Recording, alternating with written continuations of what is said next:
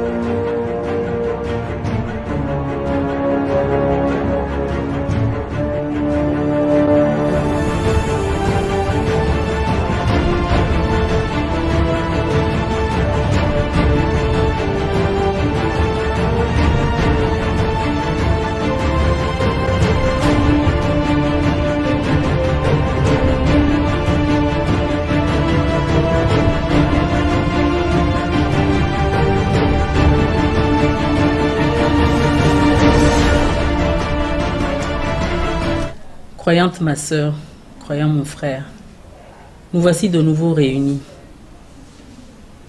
pour que je t'expose mes idées, pour que toi aussi tu en fasses ce qui est possible. Nous avons commencé une nouvelle année. Je ne vais pas encore te présenter mes vœux, mais je voudrais dire ce que pourrait être une nouvelle année pour un croyant. Pour un croyant, toute nouvelle année, comme tout nouveau jour, comme tout nouveau mois, c'est une chance qui lui est donnée d'écrire une nouvelle page. Mais pour être sûr d'écrire une nouvelle page, il faut croire que c'est possible d'écrire une nouvelle page. Et je suis sûre que toi aussi, tu connais ces personnes qui sont toujours si sûres d'elles, qui ont des problèmes comme tout le monde, mais qui rebondissent toujours, qui ne se laissent pas abattre, qui ne se laissent pas abîmer dans les problèmes.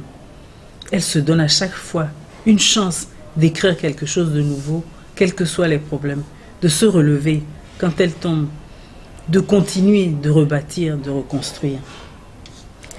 Ces types de personnes font un grand bien dans les groupes humains.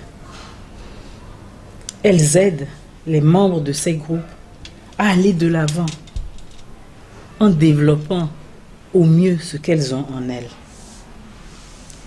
Comment est-ce qu'une personne qui vit comme ça, qui rebondit toujours, qui ne se laisse pas abattre malgré ses problèmes, comment aide-t-elle les autres?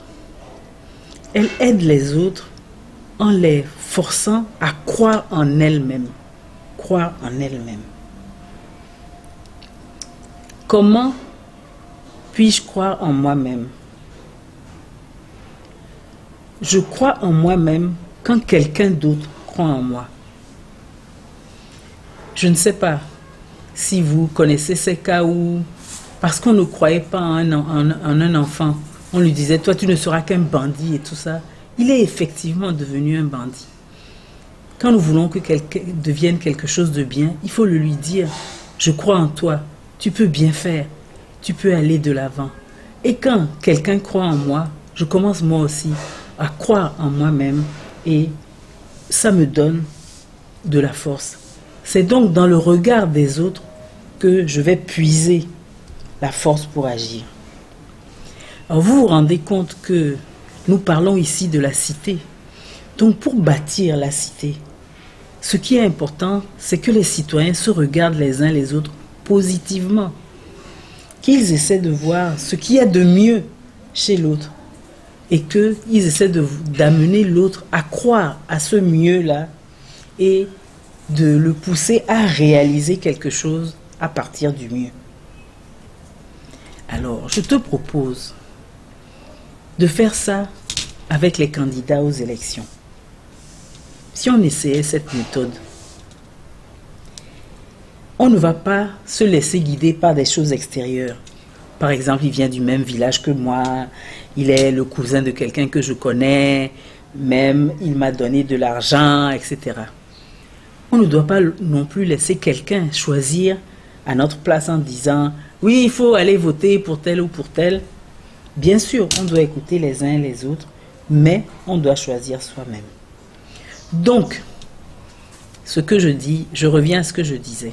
Je regarde les candidats et j'essaie de voir ce qu'il y a de mieux en chacun par rapport à ce qui serait bien pour tout le monde. C'est un candidat, c'est quelqu'un qui veut diriger un pays. Et diriger un pays, c'est pour le bien de tout le monde. Donc, dans ce cas-là, il faut qu'il y ait en lui des choses qui puissent lui permettre de bien diriger le pays. Donc, je vais regarder ce qu'il y a en mieux de lui. Et je vais comparer ça à ce que j'attends pour le futur. Je vais comparer ça à ce que j'attends pour le futur et je vais le pousser à réaliser cela. Comment on peut pousser un candidat à réaliser quelque chose, puisqu'il n'est encore que candidat? En lui disant, voilà ce que j'attends pour ma ville, pour mon quartier, pour mon pays, pour ma communauté, voilà ce que j'attends. Es-tu capable de le faire? Dis-moi si tu vas le faire. Dis-moi comment tu vas le faire. Et à partir de là, la personne, si elle est capable, elle va, elle aussi, me répondre. Et quand je dis la personne, il y a la personne elle-même, il y a ses partisans, il y a les gens qui pensent qu'il faut voter pour lui. Donc ça fait des grands débats où nous ne cherchons pas seulement à dire celui-ci est contre celui-ci, celui-ci est pour celui-ci, mais où nous cherchons chez chaque candidat les éléments positifs qui vont nous permettre de réaliser la société que nous voulons. Et s'il y a un candidat qui ne porte pas assez de positif, nous ne votons pas pour lui. Parce qu'il est important que ce que nous voulons, on prenne le candidat qui a le plus de chances de le réaliser. C'est ça qu'il faut faire. Il ne faut pas dire que chacun ira et puis se débrouillera. C'est la vie de millions de gens qui est en cause. Donc, regardons nos candidats. Cherchons ce qu'il y a de mieux en eux par rapport à ce que nous attendons. Et ensuite, poussons-les, discutons, demandons, disons nos attentes, exigeons des choses et vous verrez, cela va donner des résultats. Croyant mon frère, croyante ma sœur, c'est un travail qu'un croyant peut faire. Parce que lui croit en tout le monde. Quels que soient les candidats que nous avons, nous devons réaliser cette tâche. Et ceux qui ne portent rien de positif, eh bien, nous allons les laisser tomber. Et ceux qui ont du positif, nous allons les pousser dans le sens de développer ce positif. Nous pouvons le faire. Je le crois. Je crois en toi, je crois en nous. À très bientôt.